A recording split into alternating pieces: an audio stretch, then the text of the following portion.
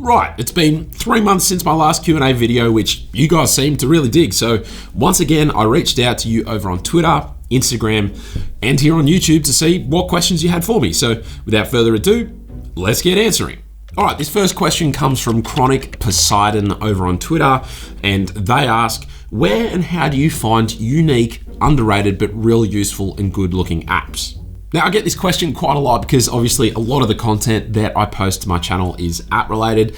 And honestly, it can be quite a lengthy process to try and find 10 apps each and every month that I think are worth showcasing. One of the main ways is through my emails. So every single month I get sent a stack of emails from usually app developers asking me to try out the apps that they've made and seeing whether or not I'd be interested in featuring them on my channel. For every email that I get, I usually flick them a quick response letting them know that I've got their email, but then I'll categorize their email under an app suggestions folder. And then in the week or two leading up to creating the top Android apps video, I will sift through that folder and try out all of the apps that I've been sent. Any app that I like in this folder will usually get a feature in my top Android apps videos, and some of my favorite applications that I've ever featured have come from the developer emailing me and asking for me to showcase their app. And finally, I'll of course spend a bit of time researching across the web, whether it be on XDA or Android Authority or any other up-to-date articles that might showcase fairly undiscovered applications, but then I'll of course look at other videos to see what apps are doing the rounds that might be worth featuring in my own videos. This next question is also from Twitter, and that username is borderline impossible to pronounce, Wahidajuzaman. Not bad. They ask, nowadays mid-range offers similar features like flagships. Are flagships really worth buying, or are we just buying brand value? Yeah, honestly, these days, I do think most mid-range phones are where it's at these days. They offer the best bang for buck, and that is generally speaking what I would point someone in the direction of if they're considering upgrading to a long-term device. I really do think that the top-end flagships don't offer great bang for buck anymore. I mean, they never really have, but these days, the mid-ranges just get so close in terms of offering the amount of features most people would want, and so those top-end flagships are best suited for those who would call themselves tech enthusiasts. Ben from Lover of Tech says, love those cinematic intros when you make the phone spin and stuff. How long does it usually take? And what's your favorite type of shot when making a video?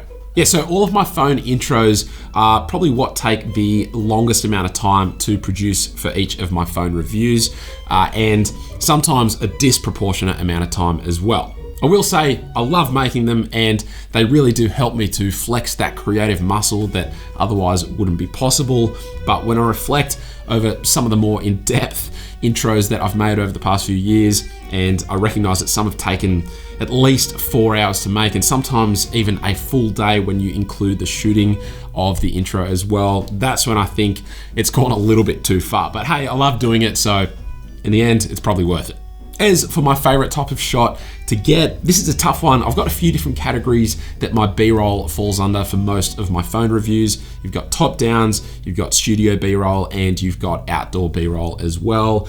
And depending on the video, any one of them could be my favorite to capture. That said, I really do enjoy having a nice large bank of outdoor B-roll to utilize throughout my phone reviews, and so that's why I try and incorporate outdoor shots as much as possible. It might not be the funnest to shoot, particularly when it's cold, it's winter, my hands are getting ice cold, but when it comes to actually incorporating them into the edit, usually those are the types of shots that I enjoy using the most. Joe asks, when is your official app Palette getting launched in the Play Store? Now, I know I mentioned in my last Q&A video that the app was maybe a month or two away, but the developer that I've been working with, he got busy with some other jobs, and so we're now working on the app once again, and we're working on it pretty quickly. So I don't want to put a definitive date on paper because I'll probably get in trouble like I did the last time, but just to whet your appetite a little bit, how about I give you a little teaser of the new redesign. You ready? Was that too quick? I'll do one more. You ready? There you go. Hopefully that'll whet your appetite until the app officially gets released. All right, this next question comes from Instagram, and the question is, would you switch over to iOS as your main OS if it got the same customization options as Android? Now, this is a huge what if because I don't really ever foresee iOS getting the same level of customization that Android currently has, what with being able to place widgets wherever we want them and having apps like KWGT to design widgets essentially from scratch. But if it did, then I probably still wouldn't make the switch. I've been using Android so long now that I've become so accustomed to the way the UI is laid out. So the quick settings, the settings menu itself, the app drawer, and more than anything, the notification system itself, those are all key elements that keep me on Android and prevent me from wanting to switch to iOS. This next question says, what do you cover in your course? So for those who missed it, I just recently announced that my filmmaking course, Creating Cinematic Technology Videos, is back up and live on the newly redesigned Graphy platform. I'll leave a link to it down below if you're interested in checking it out. You can also watch the trailer there to see if it's something that interests you. But for a bit of context, the platform that I uploaded my course to all those months ago was originally designed with mobile viewing in mind. So the courses were designed with that vertical aspect ratio, but then over the past 6 months or so, they've been tweaking and redesigning their platform, and now it's a little bit of a different system. So when the new platform launched, I could have just uploaded my old course in the vertical aspect ratio, that would have been fine, but I actually filmed the entire course in a wide aspect ratio. And so I thought I may as well take the time to edit it and tweak it and make sure it fits this new wider aspect ratio, because that is actually my preferred aspect ratio. So I spent about a week and a half re-editing it and exporting it and then uploading it. And now all of it is live and ready for you to view on the new Graphy platform. You can see all of the details regarding the course on the website, on that landing page, but just for a little bit of coverage, it literally covers every step of the process when it comes to how I create my YouTube videos. So pre-production, as well as production, which is actually a 3+ hour long chapter, including filming A-roll, the camera equipment I recommend, filming outdoor B-roll, filming top downs, filming studio B-roll, all that stuff is covered. Plus then the entire editing process, doing VFX work, and then finalizing the videos so that they're ready for upload to YouTube. And I even discuss the YouTube algorithm and discuss best practices when it comes to thinking about how to get your videos seen by people on the platform. Literally, the course is over 5 hours long. I spent so long making sure that it was a comprehensive guide to creating high quality and cinematic technology videos. So as I said, I'll leave a link to it down in the description below, and I'd really appreciate it if you consider purchasing the course. All right, this next question asks, what are the best free productivity apps for everyone other than some of the Google apps? Now, productivity is a pretty broad genre of application, but I have picked 3 of my personal favorite productivity apps, and these are ones that I now use every single day. And so the first app is Taskade. Now, Taskade did sponsor a video on the channel a number of months ago now, but we haven't worked together since then, and they are not sponsoring me to say this. I just genuinely really enjoy using this app, and in fact, I use it all the time. There are essentially 2 main ways that I use this application. The first is to keep a track of my to-do list related to my YouTube workflow. So at the start of every single week, I'll actually make a fairly detailed list in Taskade of everything I'm wanting to achieve on any given day in the upcoming week. So whether it's to complete scripts or to film A-roll or to film a particular type of B-roll for a video or to finalize an edit or to create a thumbnail, all of that stuff is loaded into my task list. And then I genuinely reference that task multiple times a day. And as I complete tasks,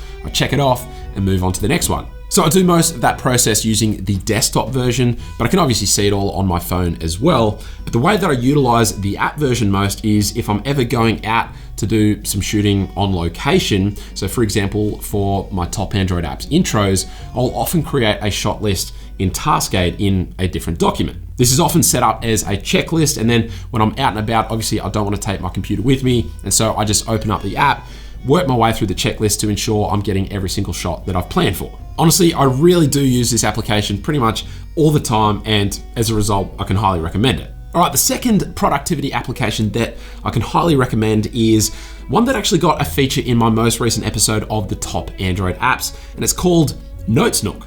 So Notesnook, as the name suggests, is a note-taking application, but it's got a really clean and fresh design, and it's also got online syncing support, which is a must-have feature if I'm going to consider switching to a particular note-taking application full-time. So prior to using Notesnook, I was using an application called Simple Note, pretty much for the last 5 years really. It's also got online syncing, and it's still a fantastic application, but I really do just enjoy the design of Notesnook, and so I think I'm going to switch to using it full time. And then finally, I'm going to sound like a bit of a broken record here, but I cannot talk about productivity app recommendations without mentioning Memorigi. Memorigi gets a mention on my channel every few months, it seems. In fact, it got a feature in my last Q&A video as well, but this is a to-do lists and reminders application. The design is just top shelf. I've seriously never really come across another app like it, and I've tried other reminder applications and none of them can stack up to not only the design that Memorigi offers, but also the feature set as well. Funnily enough though, it's really only one key feature that keeps me using Memorigi time and time again, and that is snoozable reminders. I know that Android has its own native snoozing, and so perhaps other developers have thought that that's enough. But with the Memorigi snoozing functionality, you can really dial in exactly how long you want that notification to be snoozed for. I'm always on the lookout for more productivity applications though, so let me know the ones that you most recommend down in the comments below. Right, this next question comes from YouTube, and I've had a few other people submit a similar question as well. But the question is, what app do I use to create my Instagram stories? And the answer is Unfold. I actually recommended this app in one of my top Android apps videos in the last couple of years. Can't remember which one, but I've been using it ever since. Will you ever take on team members to help you shoot and edit? I think the inevitable answer is yes, but the big question is when? Right now, I'm pretty content with the level of content that I can produce just being a one-man band, but there have been points in the creation process over the past 6 months or so where I've thought, gee, it'd be really handy to have someone helping me out. But I think I'm a whiles away from getting someone on board full time, and so the big question is, what do I get the person to do? Is it editing? Is it replying to emails? Is it creating thumbnails? Is it VFX work, cinematography? Who knows? Probably all of the above, but having someone who's on board part-time to do a bunch of that stuff could be pretty tricky. So it's a bit of a wait and see, but I am excited for the moment when I can finally employ someone and have them helping out and hopefully making my videos even better. And last question, your favorite phone of 2021 till now? Ooh, that is a tough one. I've reviewed a lot of phones this year, more than I ever have in my YouTube career, but if I had to nail it down to just one right now, actually, let me go get it. So I think it'd be a toss-up between the regular Xiaomi Mi 11 and the OnePlus 9. It's these sorts of phones that companies often try and jam as much value into without making the price astronomical. So they tend to cut out the features that are unnecessary. And so I really enjoyed the Xiaomi Mi 11. I also love the OnePlus 9, but the one issue that I'm not loving about this phone is that I never get my Gmail notifications, whereas there were no issues with notifications on the Xiaomi Mi 11. So it's a toss up between these two phones. They're pretty similar, but I like both of them. That said, there's still quite a number of phones to review before the year is out. So I'm guessing by the end of the year, that decision may well have changed. Okay, so those are the more in-depth answers out of the way, but you know that I always love to do a quick fire round, so hold on to your butts. Here we go. DC or Marvel? Marvel. Do you like Assassin's Creed? Never played it. Do you think OnePlus is slowly digging its own grave by merging with ColorOS? Maybe. Video coming on that very soon. Purchasing the OnePlus 9 currently, is it worth it? Yeah. iOS apps and setup episodes? Probably not. Did you ever think of stopping YouTube? To be honest, never thought of it. Are you a full-time YouTuber now, or do you have a main job and do YouTube as a hobby? I'm full-time now. iPhone XR or iPhone 11?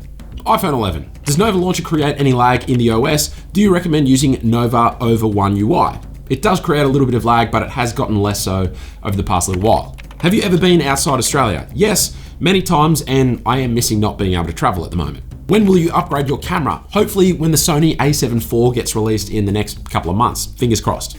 And last question, how long do you work daily on average? Every single week I work Monday to Friday, 9 to 5, and that's it. Man, my throat is hurting after that. Anyway, that's it. A huge thank you to everyone that sent in questions. There were so many more that I simply didn't have time to fit into today's video. So if your question didn't get answered, then please feel free to post it down in the comments and I'll do my best to respond to them over the next few days. Don't forget to check out my filmmaking course using that link down in the description below. But aside from that, hopefully you enjoyed the video. Thank you all very much for watching, and I will catch you later.